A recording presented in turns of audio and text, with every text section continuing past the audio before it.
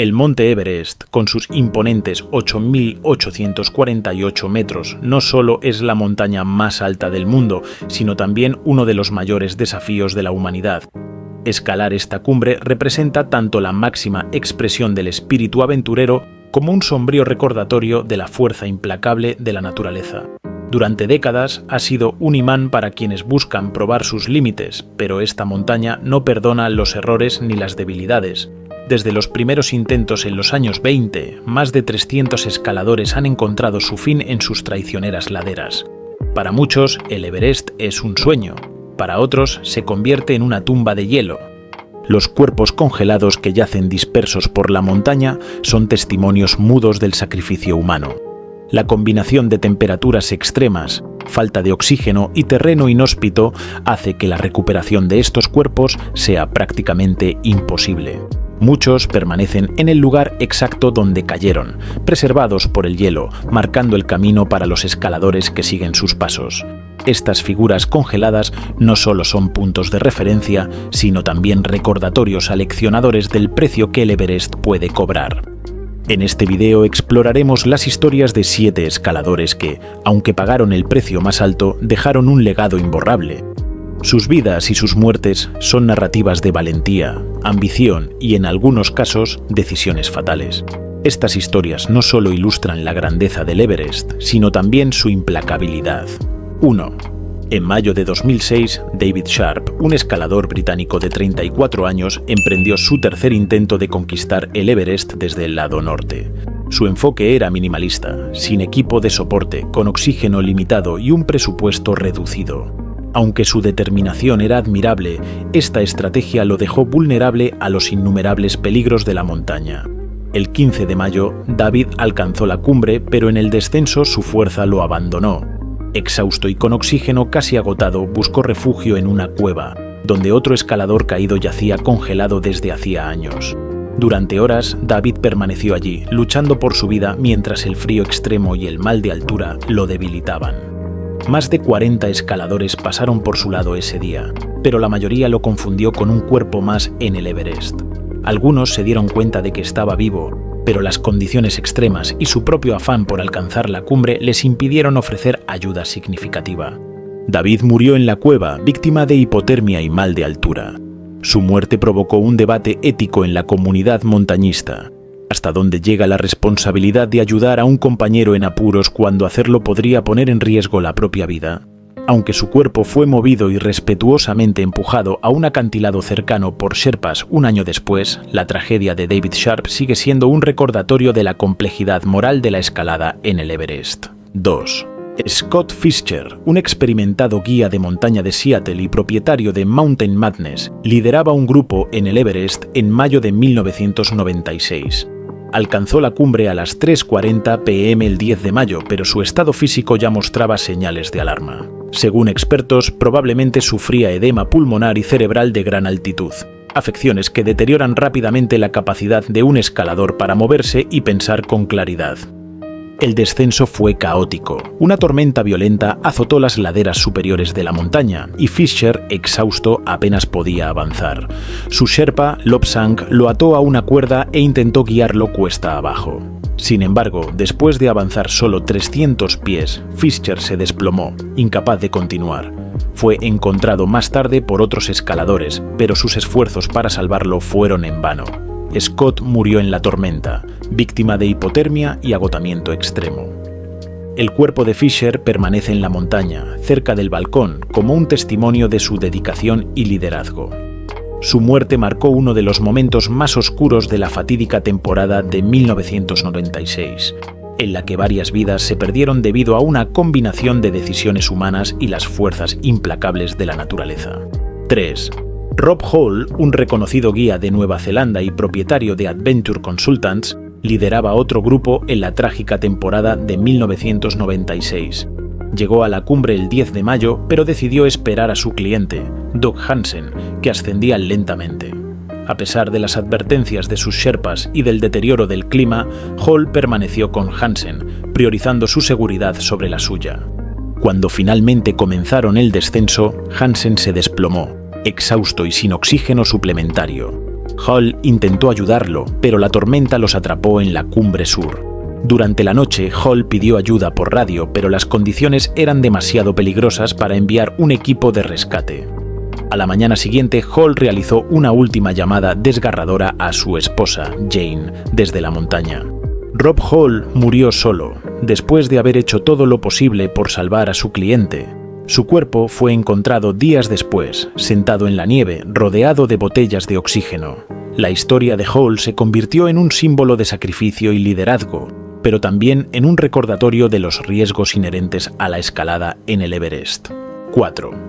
En octubre de 1979, Hannelore Schmatz se convirtió en la primera mujer alemana en alcanzar la cumbre del Everest.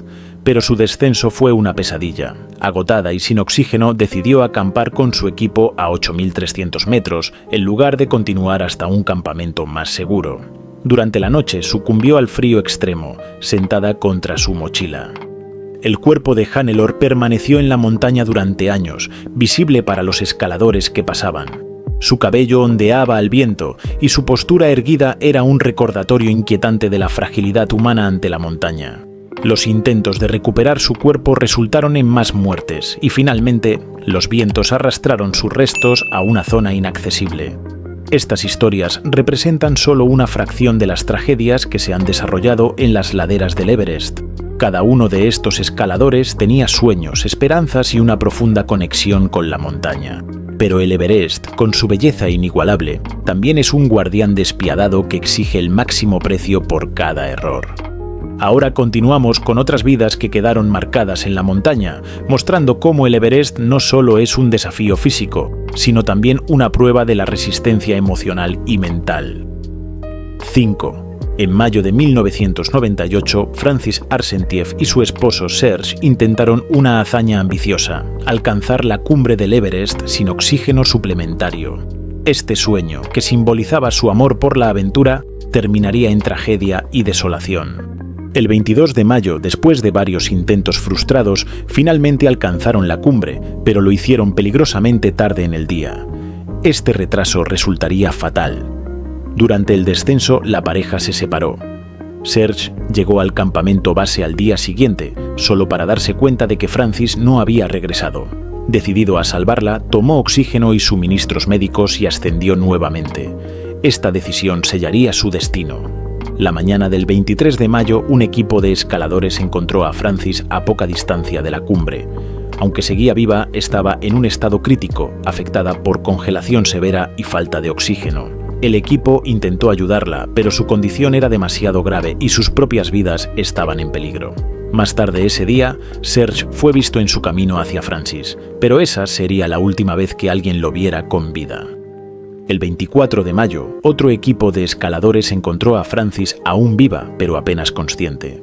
Su estado era demasiado crítico para un rescate, y nuevamente los montañistas tuvieron que tomar la desgarradora decisión de abandonarla. Murió sola, su cuerpo permaneciendo en la montaña durante casi una década, conocido como la Bella Durmiente del Everest. Su apariencia tranquila, con los ojos cerrados y su postura pacífica, la convirtió en un símbolo de la tragedia de perseguir sueños extremos. En 1999 se descubrió el cuerpo de Serge, quien había caído mientras intentaba salvarla.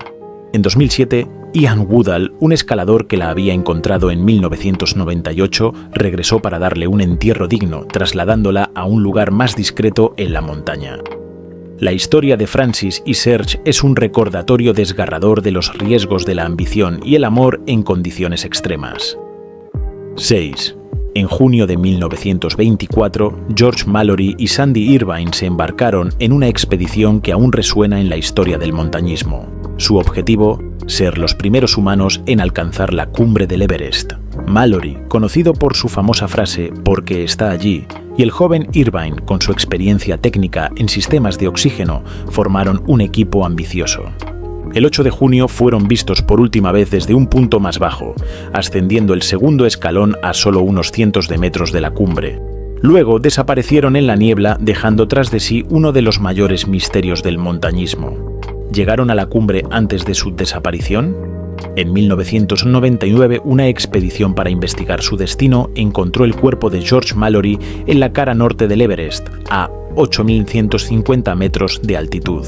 Su cuerpo estaba sorprendentemente bien conservado, mostrando signos de una caída mientras estaba atado a Irvine. Aunque se encontraron pistas sobre sus últimos momentos, como unas gafas de nieve en su bolsillo, faltaba la fotografía de su esposa que Mallory prometió dejar en la cumbre, lo que alimentó la especulación sobre si lograron alcanzar su objetivo. El cuerpo de Sandy Irvine y la cámara que llevaba consigo aún no han sido encontrados, pero la posibilidad de que contenga fotos de la cumbre mantiene viva la esperanza de resolver el misterio. Mallory e Irvine, ya sea que alcanzaran la cima o no, han inspirado generaciones de escaladores con su valentía y determinación. 7. Uno de los cuerpos más famosos del Everest es el conocido como Botas Verdes. Apodado así por el color de sus botas de montañismo, este cuerpo yacía en una pequeña cueva de piedra caliza a 8.500 metros en la ruta noreste hacia la cumbre. Durante años se convirtió en un punto de referencia macabro para los escaladores que subían desde el lado tibetano. Aunque no hay una confirmación definitiva, se cree que Botas Verdes es Tsewan Paljor, un policía fronterizo indo-tibetano que murió en la tormenta de nieve de mayo de 1996. Paljor y su equipo alcanzaron la cumbre, pero en el descenso se vieron atrapados en una tormenta que los separó. Exhausto y sin oxígeno, Paljor buscó refugio en la cueva, donde finalmente sucumbió al frío. En 2014, el cuerpo fue trasladado a un lugar menos visible a petición de su familia, pero informes en 2017 indicaron que podría haber sido expuesto nuevamente debido a los movimientos del hielo. La historia de Botas Verdes es un recordatorio de los riesgos y sacrificios asociados con el Everest, donde cada decisión puede ser la última. El Everest no solo es un pico físico, sino un símbolo del esfuerzo humano por superar lo aparentemente imposible. Las historias de Francis Arsentiev, George Mallory, Botas Verdes y otros reflejan tanto la grandeza como el costo de esta ambición. Sus cuerpos congelados son monumentos silenciosos a la valentía, la perseverancia y a veces los errores fatales. El Everest continúa atrayendo a aventureros de todo el mundo, pero su legado está manchado por las tragedias que deja a su paso. La montaña desafía tanto al cuerpo como al espíritu, recordándonos que la naturaleza no perdona la arrogancia ni la falta de preparación. Cada figura congelada en el Everest fue una vez un individuo lleno de sueños y esperanzas. Sus historias no solo inspiran, sino que también advierten sobre los peligros de subestimar la montaña. ¿Qué impulsa a alguien a arriesgarlo todo por la cumbre? Tal vez sea el deseo de trascender, de ser parte de algo más grande que uno mismo. Pero en el Everest, la línea entre la gloria y la tragedia es peligrosamente delgada. Si disfrutaste este video, no olvides suscribirte para más historias de los lugares más implacables del mundo. ¿Qué opinas de los riesgos que enfrentan los escaladores en su búsqueda por alcanzar la cumbre? Déjanos tus comentarios y comparte tu perspectiva. Nos vemos en el próximo video.